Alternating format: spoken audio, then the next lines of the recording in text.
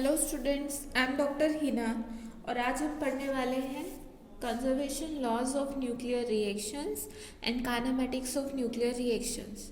Okay, so first of all we start with the conservation laws which are followed in the nuclear reactions.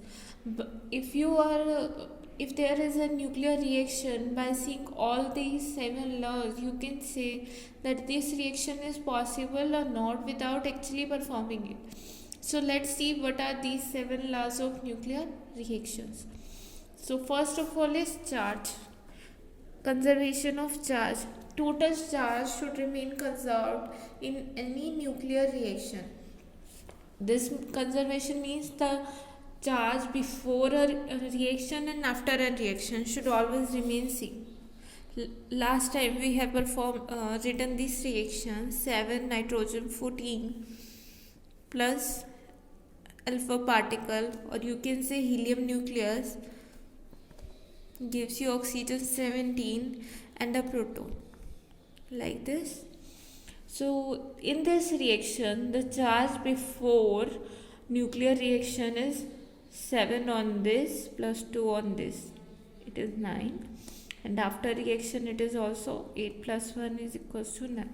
So this reaction is in this reaction total charge is conserved. This reaction may be possible. Only charge cannot govern that given reaction will be possible or not. All these seven laws should be satisfied for a given nuclear reaction to be possible. The second one is the mass number, or you can say number of nucleons. Number of nucleons should be conserved. Number of nucleon, see in this reaction this is conserved or not. Mass number here is 14. Helium nucleus or alpha particle has mass number 4. So mass before the reaction is 18 and after reaction it is 17 plus 1, it is also 18. So mass number or number of nucleons is also conserved in this reaction. By conservation means their total number is not changing even after a nuclear reaction. What was a nuclear reaction? A nuclear reaction is a kind of reaction in which an incident particle comes and a completely new nucleus is formed. That is called a nuclear reaction. Third law is called mass and energy conservation. These are basic conservation laws, and in a given nuclear reaction mass and energy are not separately conserved. Mind this thing, these are not separately conserved but their total is always conserved. Okay, sometimes in nuclear reaction some part of mass is converted into energy and sometimes reverse may happen. Incident energy, some part of incident energy may be converted into the mass, but their overall sum is conserved. That's why I have written it collectively. Mass and energy conserved. That means total mass and energy should be conserved. Okay. The third one is conservation of linear momentum. This is a fundamental law. Linear momentum should be conserved in a nuclear reaction. The next one, fifth one, is the conservation of angular momentum. Total angular momentum is composed of orbital angular momentum L and spin angular momentum S. Nuclear की ये जो property होती है angular momentum क्या होता है, ये हम फर्स्ट यूनिट में कर चुके हैं. It is the sum of orbital angular momentum and spin angular momentum, और इसे कैपिटलाइज से डिनोट करते हैं. So it should be conserved in a given nuclear reaction. Next is the spin and statistics. ये प्रॉपर्टी भी हम first unit में कर चुके हैं जब हमने न्यूक्लियर की बेसिक प्रॉपर्टीज की थी. सो स्टैटिस्टिक्स एक काइंड की रिस्ट्रिक्शन इम्पोज कर देती है किसी भी एक न्यूक्लियर रिएक्शन पे, और law of conservation of statistics कहता है कि जो स्पिन कैरेक्टर है किसी भी क्लोज सिस्टम का वो चेंज नहीं होना चाहिए. मीन्स अगर वो पहले ओवरऑल सिस्टम की स्पिन हाफ इंटेग्रल थी तो आफ्टर रिएक्शन भी हाफ इंटेग्रल ही रहेगी, और स्टैटिस्टिक्स भी अकॉर्डिंगली अगर हाफ इंटेग्रल है तो उस पर फर्मी डिराक स्टैटिस्टिक्स लगती है. सो अगर किसी भी एक न्यूक्लियर रिएक्शन में अगर वो बिफोर रिएक्शन जो पार्टिकल हैं वो फर्मी डिराक फॉलो कर रहा है तो आफ्टर इंटरेक्शन भी वो फर्मी डिराक स्टैटिस्टिक्स ही फॉलो करना चाहिए. Okay, so the last one but is there conservation of parity. Parity क्या होती है? Parity represent the behaviour of wave function under simultaneous reflection of space coordinate. अगर हम space coordinate को change कर देते हैं तो वेव फंक्शन किस तरह बिहेव करता है, that is called your parity. Psi इस तरह रिप्रेजेंट करते थे ना, पैरिटी का operator P, psi X Y Z and it can be plus minus psi of minus X minus Y minus Z. Means अगर स्पेस कोऑर्डिनेट को आप उनकी मिरर इमेज लेते हैं, उनकी रिफ्लेक्शन लेते हैं, तो टोटल वेव फंक्शन किस तरह बिहेव करता है, वो इधर सेम रहता है या फिर नेगेटिव साइन आता है। सेम रहता है तो पॉजिटिव पैरिटी है, माइनस साइन आता है तो नेगेटिव या फिर ओड पैरिटी है। So parity should remain conserved in nuclear reaction, but अभी के लिए आप ये चीज़ याद रखिए, parity should remain conserved in strong nuclear reactions,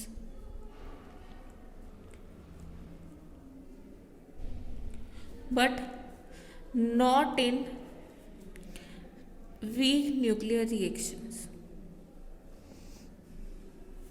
अब ये स्ट्रॉन्ग और वीक न्यूक्लियर रिएक्शंस क्या होती हैं, ये एक्चुअली में अगर आप एमएससी करेंगे तो वहाँ पे आपके पास आएंगी। सो फॉर द टाइमिंग ये लगा लीजिए कि जो न्यूक्लियर रिएक्शन बहुत फास्ट होती है, इंस्टेंटेनियस होती है, that are called strong nuclear reaction, ये 10⁻⁻21 सेकेंड में होती है। और वीक न्यूक्लियर रिएक्शन रिलेटिवली ज़्यादा टाइम लेती है। वीक न्यूक्लियर रिएक्शन में आपके मीजोन्स इन्वॉल्व होंगे बट स्ट्रॉन्ग में नहीं होंगे। और यहाँ पे आप जितने भी इंटरेक्शन पढ़ेंगे न्यूक्लियर फिजिक्स में, फिलहाल BSc में, दे आर के belong to the category of strong nuclear reactions. Okay, so strong nuclear reactions में पैरिटी कंजर्व होती है। सो हमने 7 कंजर्वेशन लॉज पढ़े, कौन कौन से थे? First of all, charge should remain conserve. Second is mass, total mass या total number of nucleus. Third is collectively mass and energy should be conserved. Fourth one is linear momentum should be conserved. Fifth one is total angular momentum should remain conserved. Spin and statistics should not change. And the last one is parity should remain conserved in strong nuclear reaction. I'm again mentioning you have to write in strong nuclear reaction, as a parity doesn't remain conserved in all kind of nuclear reactions. Okay, so these are basic conservation laws. The next topic we are going to discuss today is the kinematics of nuclear reaction.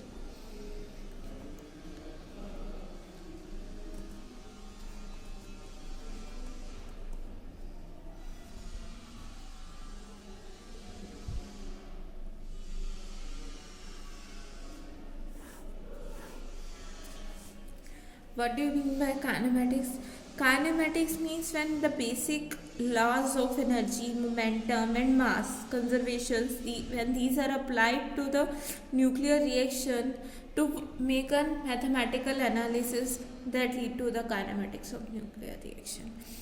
Means ये जब हम basic conservation laws apply करेंगे, mass conservation, energy conservation, momentum conservation, तो जो एक mathematical formulation generate होगी जिससे हम टोटल एनर्जी या क्यू वैल्यू ऑफ रिएक्शन बता पाएंगे, that is known as a kinematics of nuclear reaction.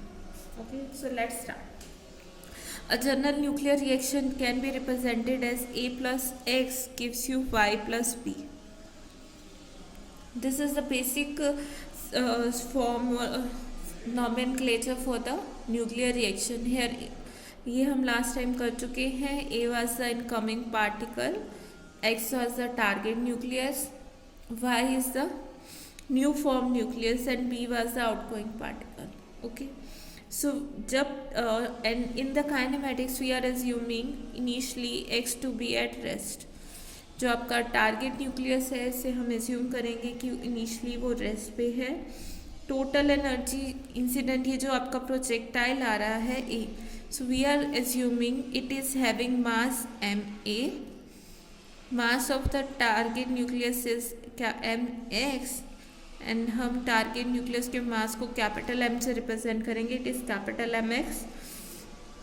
Incident since the target nucleus is at rest. Okay, so it doesn't have any kinetic energy. अगर वो rest में होगा तो उसकी कोई काइनेटिक एनर्जी नहीं होगी. And this is the new form nucleus my.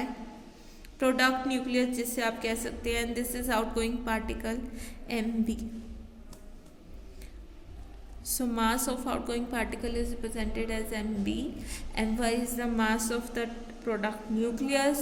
This is mass of target nucleus. This is mass of the incident projectile. Okay, so let's see from the energy and the law of conservation of total energy. Total energy means energy and mass both are linked here. And let us assume their kinetic energy. Total energy is made up of the rest mass energy and kinetic energy. Rest mass energy में उसका mass भी साथ में include हो जाता है. Okay, so kinetic energy, since the projectile since the target nucleus is at rest, so इसकी kinetic energy 0 होगी. projectile की हम मानते हैं kinetic energy is EA. ये काइनेटिक एनर्जी है, हम कैपिटल ई से रिप्रेजेंट कर रहे हैं. Kinetic energy of the product nucleus, target nucleus is 0. Kinetic energy of product nucleus is EY and kinetic energy of outgoing particle is represented as EB. So what your law of conservation of total energy says, that the total energy should remain conserved. That means some part of mass may converted into the energy, but total energy same रहनी चाहिए. So total energy में सबसे पहले हमारे पास क्या आता है, projectile. Projectile की टोटल एनर्जी क्या होगी, kinetic energy plus rest mass energy. Rest mass energy होती है m0c², इसका रेस्ट मास है ma. सो एक या पार्ट आ गया EA plus ma². Next thing is x. Before reaction देख रहे हैं हम, x की काइनेटिक एनर्जी 0 है, it only have rest mass energy that is represented as mxc².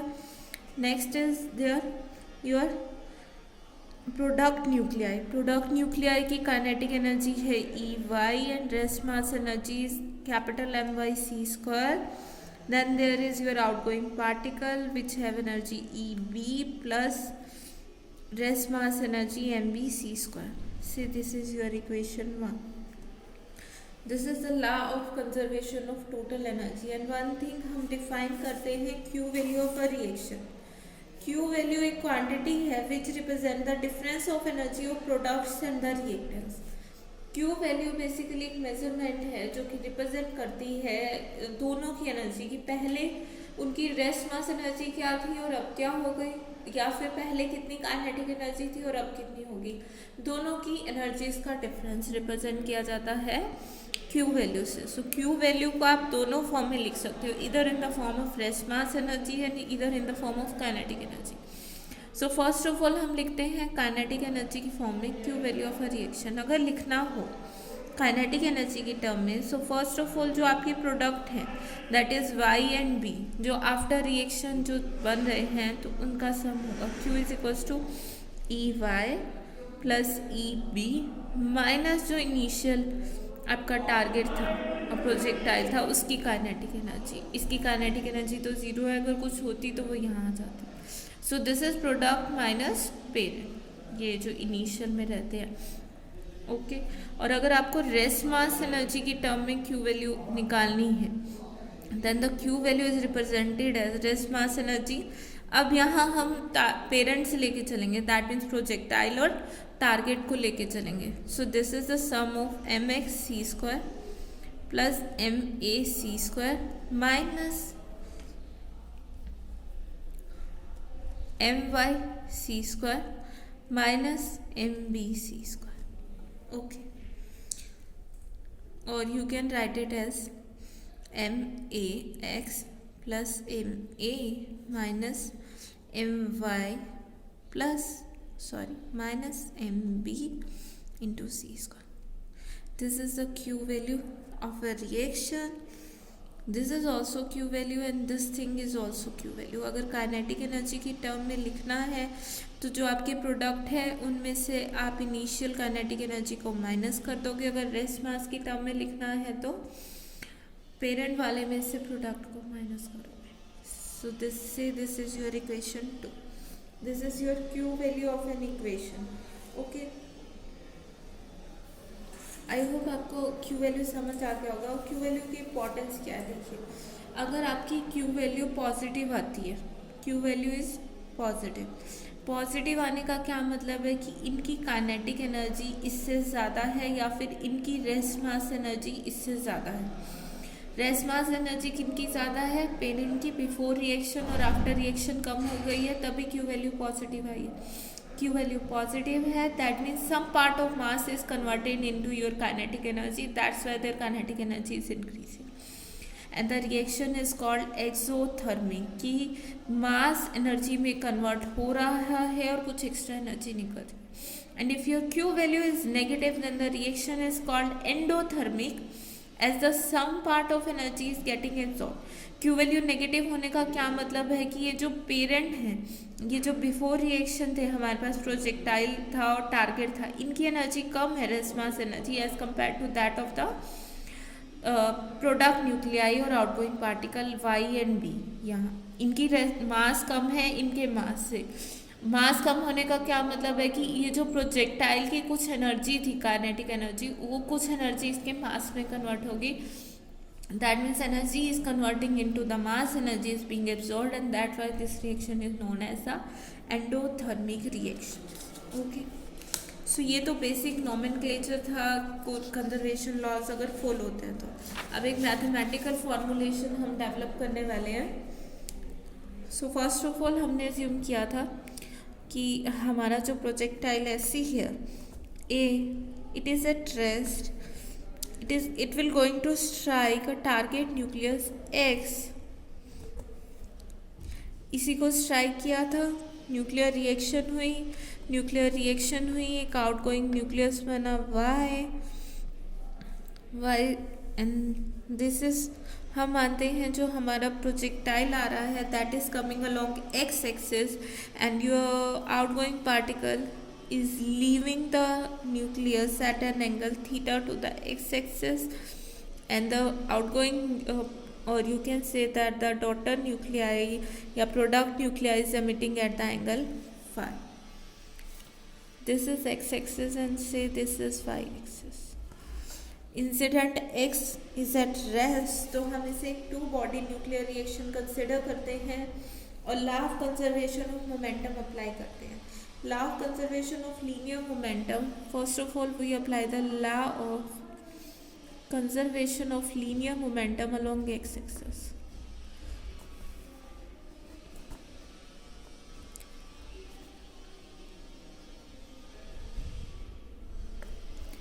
Along x-axis, x-axis पे law of conservation of linear momentum apply करेंगे।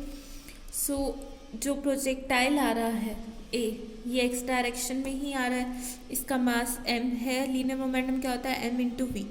सो M A V A into X axis cos phi, cos of theta होता है ना, सो x axis में है तो cos zero हो जाएगा and that is 1। So this is equals to M Y V Y into कौन सा एंगल होगा एक्स एक्सिस में, cos phi plus mbvb into cos of theta. This is along x-axis and along y-axis x का कोई counter part projectile का कुछ नहीं है, x रेस्ट पे है तो इधर लीनियर मोमेंटम जीरो। अगर आप y का देखेंगे it will be M Y V Y sine phi minus, क्योंकि अगर इसको आप रिजॉल्व करेंगे x डायरेक्शन तो यही रहेगी, y डायरेक्शन इधर आ जाएगी। तो ये आपका पार्ट होगा M B V B cos sine theta and this component will be M Y V Y into sine phi. So they are both in opposite direction, that by minus sign. So M B V B sine theta. Okay, so you can rewrite it as M Y capital M Y small v y sin phi is equals to m b v b sin theta. Say this is your equation number 3 and this is your equation number 4. Now what we are going to do is actually the your product nuclei y is much heavier than the outgoing particle B. So it carries very small amount of the kinetic energy. जो जितना ज़्यादा heavy होगा उसकी kinetic energy वो उतनी कम carry करेगा. So that's why हम इस वो जो आपकी रिएक्शन थी टोटल एनर्जी कंजर्वेशन की, और you can say this reaction of Q value equation. So यहाँ हम ई वाई को रिप्लेस करना चाह रहे हैं और टोटल एनर्जी और मास मोमेंटम कंजर्वेशन लॉस निकाल के यहाँ से हम ई वाई की वैल्यू निकाल के क्यू वैल्यू इक्वेशन में से ई वाई को रिप्लेस करना चाहते हैं. That is our M. Okay, so equation 3 को आप रीराइट कर सकते हैं in the form M A V A minus M B V B cos theta is equals to M Y V Y cos Y.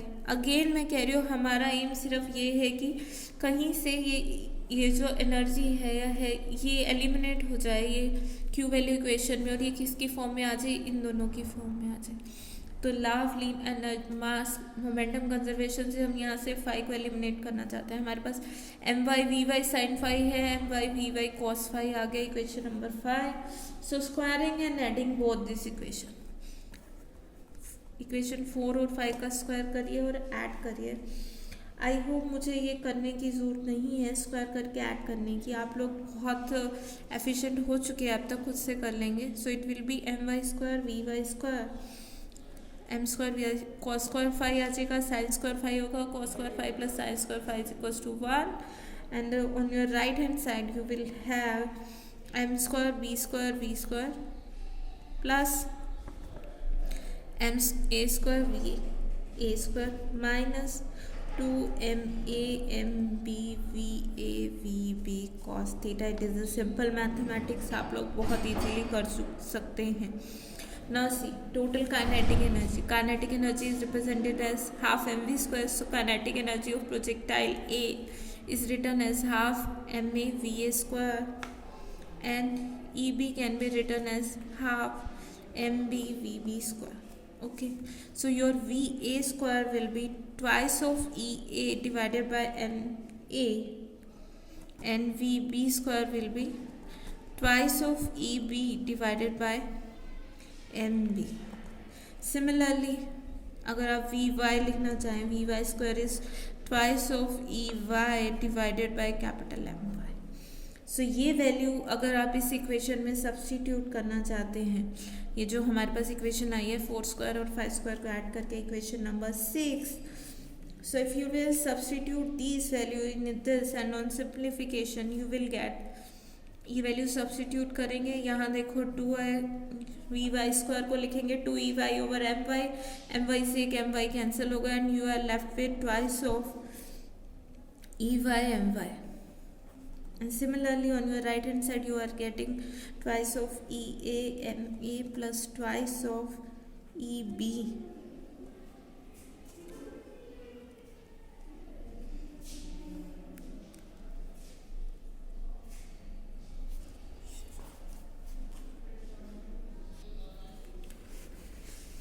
EB MB minus twice of MY into MA MB EA EB raised to power 1/2 cos theta. अगर यहाँ से VA VB की value substitute करोगे इस equation में, so you will get this. Okay, now putting the value of, sorry for this, now substituting the value of EY, again substituting the value of EY from here like this. EY from equation number 1, and what was your equation number 1?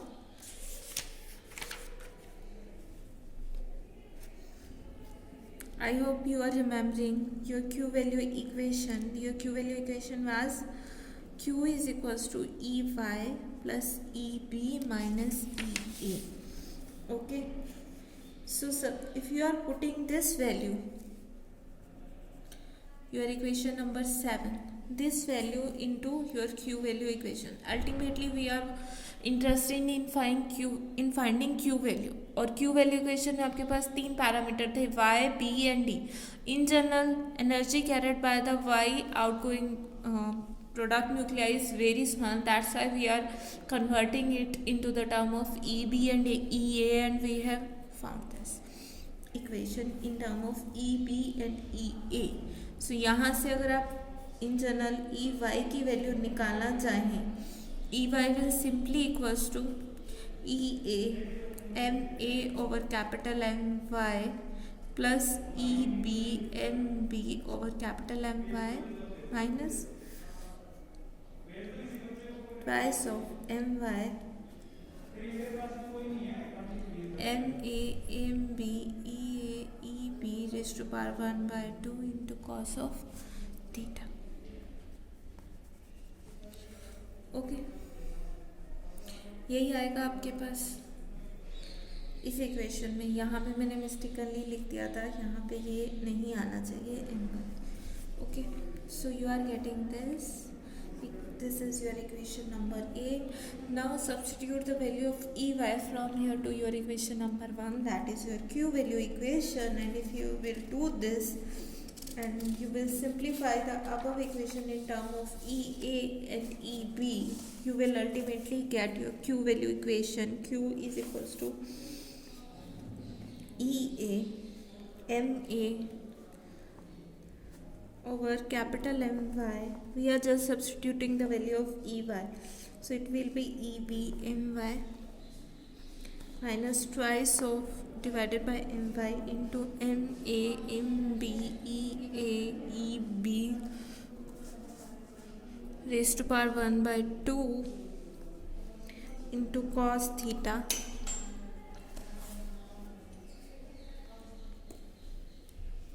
Plus E B minus E A.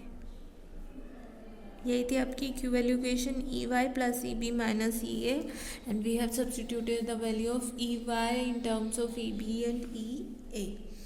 Okay, यहाँ से E B और ई ए common ले लीजिए terms, आपके पास आएगा E A into M A over M Y minus 1 plus E B into M B over M Y plus 1 minus twice of m divided by my into ma mb ea eb raised to power 1/2 cos theta. Okay, यही आएगा आपके पास. So this is known as your Q value equation. Q value of an equation जो आपको energy release बता रही है in terms of the energy EA and EB, or you can say in terms of their masses MA, MB and MY. Okay, so this is your Q value equation. So अगर आप एक special case consider करते हैं कि जब ejected particle है theta, it is emitting at an angle 90 degree. अगर ये 90 डिग्री पे निकल रहा है, then your cos 90 will be 0, this term will be cancel out, then your Q value equation will simply be EA into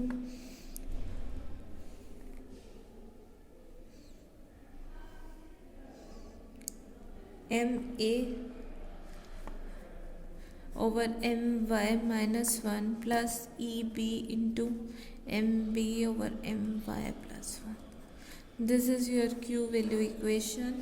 When you simply substitute the value of theta is equals to 90 degree. और अगर आप experiment ये Q value equation या ये जो theory देखें और इसका एक्सपेरिमेंटल एविडेंस देखें, दैट मीन्स अगर एक एक्चुअल में एक न्यूक्लियर रिएक्शन करो और वहाँ से एनर्जी निकालो, और ये जो हमने मैथमेटिकल फॉर्मुलेशन किया इससे एनर्जी देखें, दैट इज़ क्वाइट सिमिलर. दोनों बहुत एक्यूरेटली मेजर करते हैं और ये एग्रीमेंट में आता है. दैट मीन्स ये जो हमने थ्योरी बनाई है दैट इज जस्टिफाइड. आप इसको टू बॉडी रिएक्शन लेके कंसिडर कर सकते हो.